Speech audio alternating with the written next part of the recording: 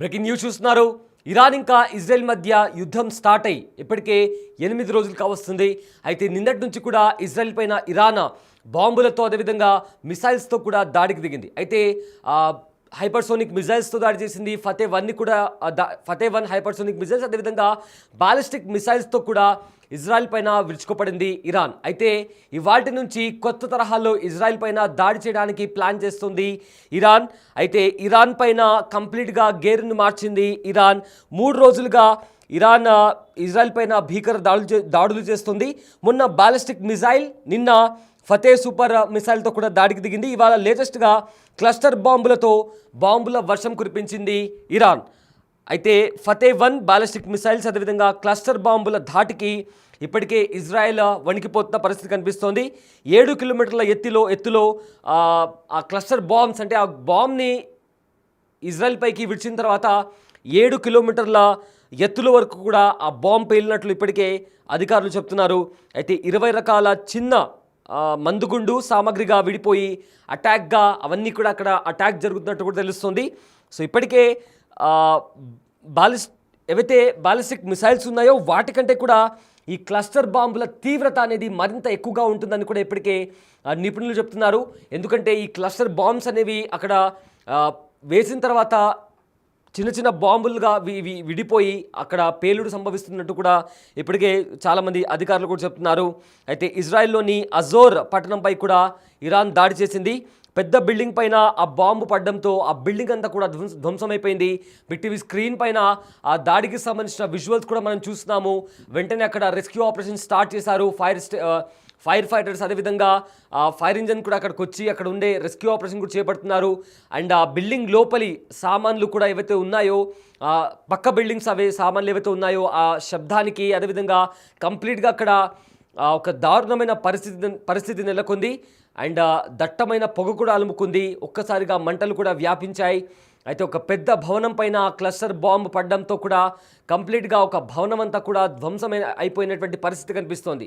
అయితే మొన్న hypersonic missile and ballistic మిసైల్స్తో దాడులు చేసిన ఇరాన్ ఇవాళ క్లస్టర్ బాంబులతో ఇజ్రాయెల్ పైన దాడికి దిగింది. దీంతో అక్కడ జనాలు కూడా భయపడి పరుగులు తీస్తున్నారు.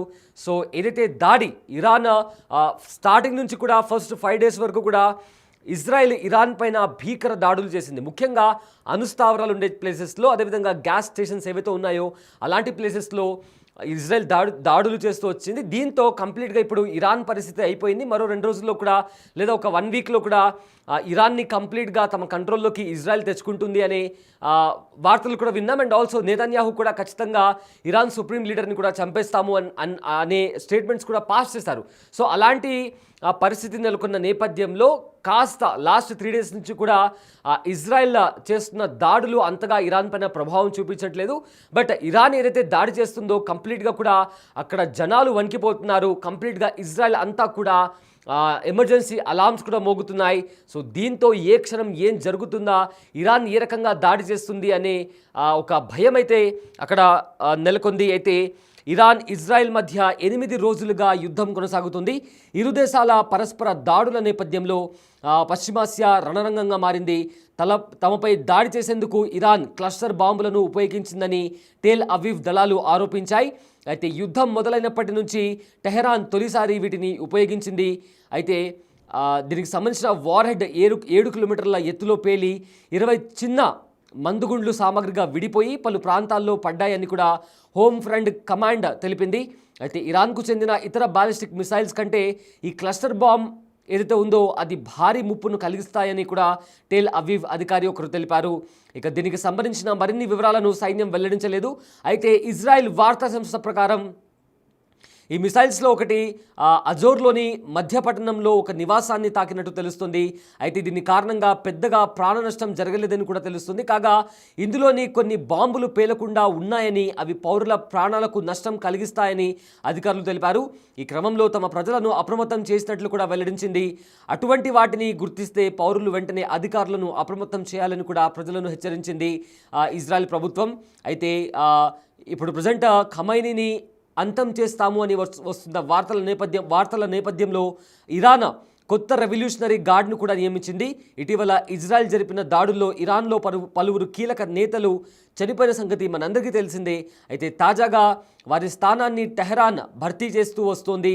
అందులో భాగంగానే ఇరాన్ రెవల్యూషనరీ గార్డ్ ఇంటెలిజెన్స్ చీఫ్గా మజీద్ ఖదేమీని కూడా నియమించింది ఇరాన్. సో మొత్తం మీద ఏదైతే పరస్పర దాడులు జరుగుతున్నాయో, ఇజ్రాయెల్ టార్గెట్ అంతా కూడా అణుస్థావరాలను ఎలా దెబ్బతీయాలి, ఆర్థికంగా ఇరాన్ను చావు దెబ్బ కొట్టాలి అనేలాగా కూడా ఇరాన్ పైన ఇజ్రాయెల్ దాడి చేస్తున్న పరిస్థితి కనిపిస్తుంది. మరోవైపు ఇరాన్ కూడా మెరుపు దాడులు చేస్తూ రాకెట్స్తో, మిసైల్స్తో, ఇప్పుడు కొత్తగా క్లస్టర్ బాంబులతో ఇరాన్ పైన విరుచుకుపడుతుంది. అయితే ఇక్కడ ఒక ప్రధానమైన ప్రదేశంలో ఉన్న ఒక అజోర్ అనే ప్రదేశంలో ఒక బిల్డింగ్ పైన కూడా ఈ క్లస్టర్ బాంబ్ పడడంతో కూడా అక్కడ ఒక పెద్ద ప్రమాదం చోటు చేసుకుంది. చాలా పెద్దగా మంటలు వ్యాపించాయి. ఆ తర్వాత దట్టమైన పొగ కూడా అలుముకుంది. అయితే కొన్ని బాంబులు పేలకుండా అలానే ఉండిపోయాయి. అవి ప్రజల ప్రాణానికి చాలా ముప్పు కలిగిస్తాయి అంటూ కూడా అధికారులు చెప్తున్నారు. అయితే ఎవరైనా అలాంటి వస్తువులు గుర్తిస్తే వెంటనే అధికారులకు అప్రమత్తం చేయాలంటూ కూడా ఇజ్రాయెల్ గవర్నమెంట్ కూడా ఇప్పటికే ఒక అలర్ట్ కూడా జారీ చేసింది. ఇక మరోవైపు కంప్లీట్గా నిన్న ఒక హాస్పిటల్ పైన దాడి చేసిన తర్వాత ఇజ్రాయెల్లో ఉన్న ఒక హాస్పిటల్ పైన దాడి చేసిన తర్వాత ఇజ్రాయెల్ ప్రధాని ఖచ్చితంగా మరోసారి ఇరాన్లో ఉన్న న్యూక్లియర్ స్టేషన్ పైన ఖచ్చితంగా అటాక్ చేస్తామంటూ కూడా ఒక సిగ్నల్ కూడా పంపించారు. అయితే ఆ మాట చెప్పిన వెంటనే కూడా టెహరాన్లో ఉన్న ఒక అణుస్థావరం పైన కూడా మిసైల్స్తో దాడి చేశారు. అయితే ఇవాళ ఇజ్రాయెల్ ఏ రకంగా ఇరాన్ పైన దాడి చేయబోతుంది, ఆర్థికంగా ఇరాన్ను దెబ్బతీయడమే ఇజ్రాయెల్ ప్రధాన లక్ష్యంగా మారింది.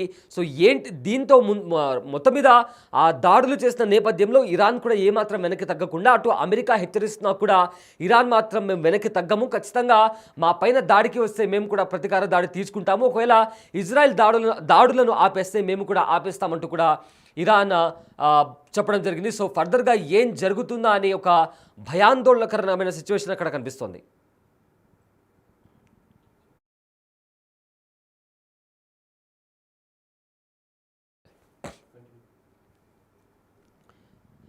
బిగ్ టీవీ స్క్రీన్ పైన విజువల్స్ చూస్తున్నారు.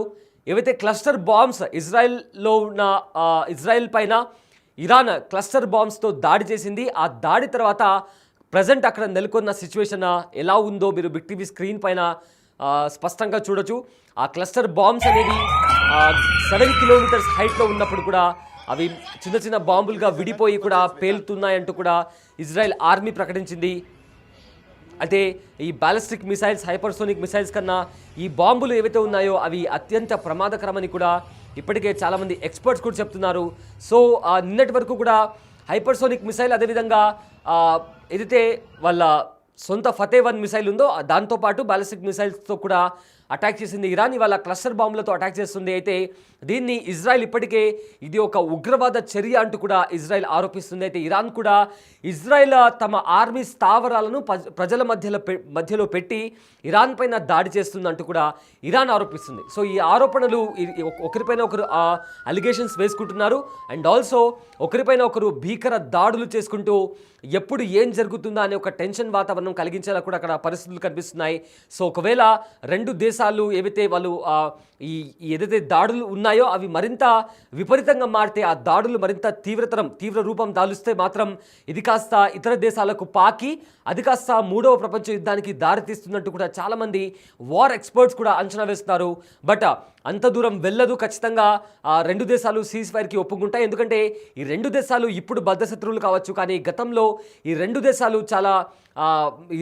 దేశాలు మిత్రదేశాలు, ఇజ్రాయెల్ ఇంకా ఇరాన్ మిత్రదేశాలు. కానీ ఇప్పుడు వాళ్ళు బద్ధశత్రువులు కావచ్చు, కానీ అతి త్వరలో ఈ రెండు ఏదైతే ఇజ్రాయెల్ ఇంకా ఇరాన్ మధ్య కాన్ఫ్లిక్ట్ జరుగుతుందో ఖచ్చితంగా సర్దుమణుగుతోంది. అండ్ ఆల్సో దీనికి సంబంధించి కూడా రష్యా కూడా మేము మీడియేటర్గా ఉండి మీకున్న ప్రాబ్లమ్స్ ఏవైతే ఉన్నాయో అవి విని మీ ఇద్దరి మధ్య మీడియేటర్ లాగా మేము వ్యవహరిస్తామంటూ కూడా రష్యా కూడా ముందుకు వచ్చింది. సో దీంతో ఏదైతే ఇప్పుడు కాన్ఫ్లిక్ట్ నెలకొందో అది కాస్త సీజ్ ఫైర్ వరకు వెళ్తుందా, లేక అమెరికా ఎంట్రీ ఇవ్వడంతో ఇది కాస్త ప్రపంచ యుద్ధానికి దారితీస్తుందా అనేది కూడా ఇప్పుడు ఒక బిగ్ క్వశ్చన్ మార్క్.